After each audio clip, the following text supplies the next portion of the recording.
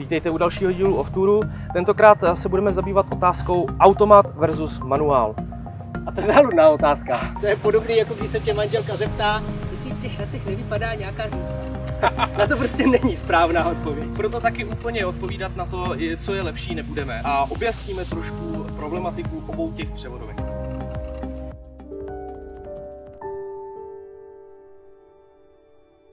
První bod na seznamu, a ten je asi taky důležitý pro všechny, je spotřeba, samozřejmě náklady.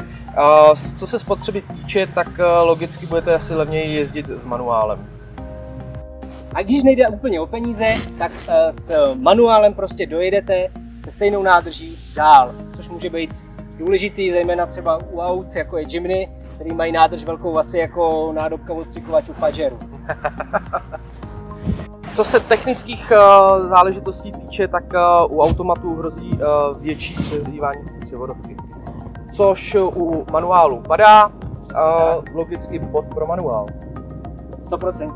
Pokud jezdíte s automatem a máte problém s teplotou převodového oleje, možná přemýšlejte o zvětšení nebo pořízení většího olejového chladiče. Dalším důležitým bodem, který vám ubírá peníze z kasičky, je spotřební materiál.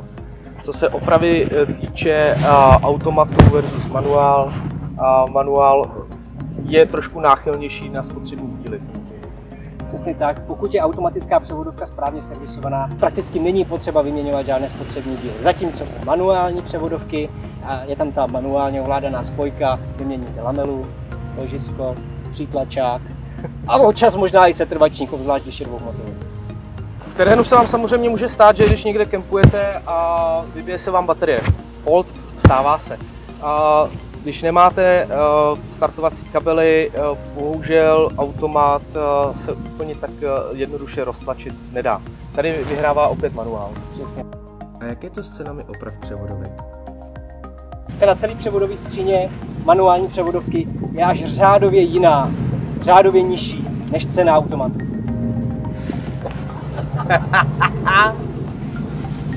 Další. Tak a teď bych se rád podíval na samotnou jízdu.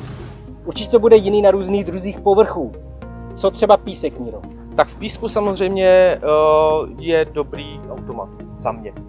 Díky tomu hydroměniči se dokážete plynuleji rozjet a to bývá v písku největší problém, že se zahrabete už při rozjezdu.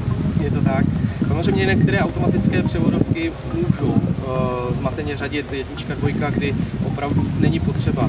A tam má výhodu zase manuál. Ano. Ano, kdy prostě si zvolíte dvojku, jedete na dvojku.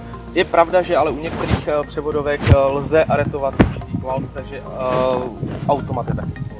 Přesně tak, tohle může být problém hlavně při výsčitných výjezdech. Je to tak. Rozhodnete se, že to rozjedete a automat v polovině začne zmateně podřazovat nebo přeřazovat, ztratíte rychlost a stojíte.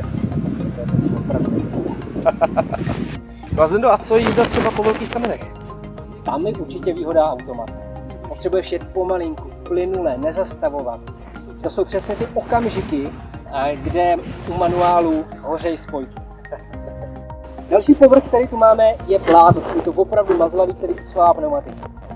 Já si myslím, že tam je lepší manuál. Máš pravdu, máš pravdu. Už jenom proto, když potřebuješ třeba si vyčistit vzorky, samozřejmě rychle kopneš do spojky, prohrábneš párkrát kola. Souhlas? U automatu je trošičku složitější vyčistit vzorky, protože ty klasické hydroměniče mývají trošičku takovou pozvolnější reakci na plyn a to rychlé odpíchnutí ty automaty některý neúplně umějí. Je to tak, zároveň když jsi zahrabený někde pod dveře v bahně, potřebuješ někdy i ten cuk, tu razanci vystřelit prostě z místa ven a to automat úplně neumí. Souhlas.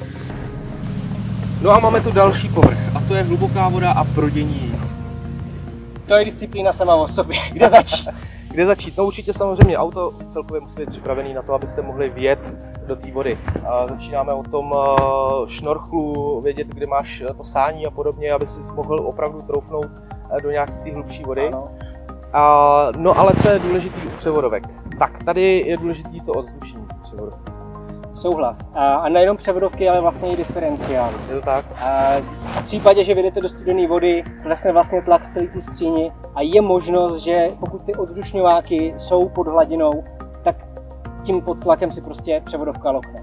voda vnikne do skříně, zuby potom našlehají impulzy oleje a vody a to je to, co přesně nechcete. Tak, to samé nastává při situaci, kdy zůstanete někde viset ve vodě, přeřazujete a tak podobně. Všeobecně je pro vodu ale lepší automat. Na tom se shodneme. Na tom se shodneme. Zase nejde ani tak o tu samotnou skříň. Ta je v principu dost podobně utěsněná. Problém je ta spojka. A u automatu spojka není, hydroměniče folej je uzavřený, tam se nemůže teoreticky nic dostat, pokud máme oddušnění. Zatímco u manuálu je prostě ta spojka otevřená. Ta voda se dovnitř dostane a proto se třeba doporučuje při projdění s manuálem zvolit před vjezdem do vody jeden kval a potom už ho neměnit. Ne ani kvůli převodovce, jako spíš kvůli té spojce. Prostě nešlapat na spojku. Na jeden kval a nešlapat na spojku. To je nejistější. Ideální redukovaná dvojka. Přesně. Další disciplínou offroadovou jsou výjezdy prudkých kopců. Tady asi musíme říct, že s nás se rozjedete s automatem, pokud někde zastavíte v půlce kopce, s nás ten převodový mechanismus si poradí s tím než ta spojka. Kde naopak zase je potřeba umět tu spojku povolovat tak u manuálu, abyste zbytečně neprohrábli, kde to ztrácí. Ano, s manuálem je to větší kumš, to je větší riziko, že to spojku. Každopádně, když už teda dojde k tomu, že jste v kopci a nechcete couvat dolů, chcete to opravdu zkusit jet nahoru, máme pro vás jeden trik, jak se dá s manuálem nouzově plynule rozjet. Dáte si tam redukovanou jedničku, cípnete motor, pustíte spojku a potom bez spojky startujete a rozjíždíte se rovnou přes startér bez spojky proti tomu kopci. Je to vlastně nejplynulejší způsob, jak se s manuálním převodovkou můžete rozjet. Určitě bych to ale nedoporučoval pokaždý, když si myslíte, že nevyjedete nebo se nerozjedete v nějakém lehkém stoupáčku. Jo? Tohle je opravdu extrém, bavíme se o nějakých extrémních asi situaci. Je to nouzovka, ten starter vám za to nebude vděčný. A druhý trik, který máme, je, když to opravdu vzdáte a chcete couvat dolů. A když couváte dolů, tak je lepší používat víc ruční brzdu než brzdový pedál, protože brzdový pedál brzdí víc přední kola. Jenže když couváte, tak ty přední kola jsou vlastně vzadu a to auto má tendenci se přetáčet a zase nechcete být v kopci na štorc. Je to tak. Když couváte, brzdíte si ruční brzdou, líp to dávkujete, navíc zablokovaný zadní kola při couvání vám vůbec vlastně nějakým způsobem nedělají problém. Přední kola potřebujete, aby se točili, abyste řídili. Tak. No a když už ten kopec teda vyjedete, tak ho někde musíte zase sjet. Další disciplína, sjíždění prudkých kopců. Zde se dostáváme k situaci, kdy automaty OK, ale co se moderních systémů týče, tak ty fungují na bázi přibržďování jednotlivých kol. Tady se může stát, že dojde k přehřání toho systému. Tak ve dlouhém klesání, když opravdu to necháte na té automatice, která většinou funguje poměrně dobře, tak ale ta prostě nebrzdí tolik motorem, používá víc přibržďování jednotlivých kol a ty kotouče prostě můžete utavit. Bavíme se samozřejmě ale u nových aut, třeba tohle, co máme za sebou, starý Pagerko, Jimník, tak žádný takovýhle elektronický bez problémů, bez problémů. Tak, když porovnáme automat versus manuál, já si myslím, že na sjíždění prudkých kopců je lepší manuál.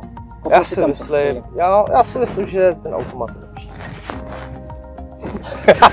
A jsme na konci. A myslím si, že jsme zapomněli počítat skóre, ale asi to je jedno, protože každý ten bod by stejně měl pro každého z vás trošičku jinou váhu. Takže ve finále je to asi jedno. Je to tak, my se stejně shodneme, že pro jízdu v terénu je lepší automat.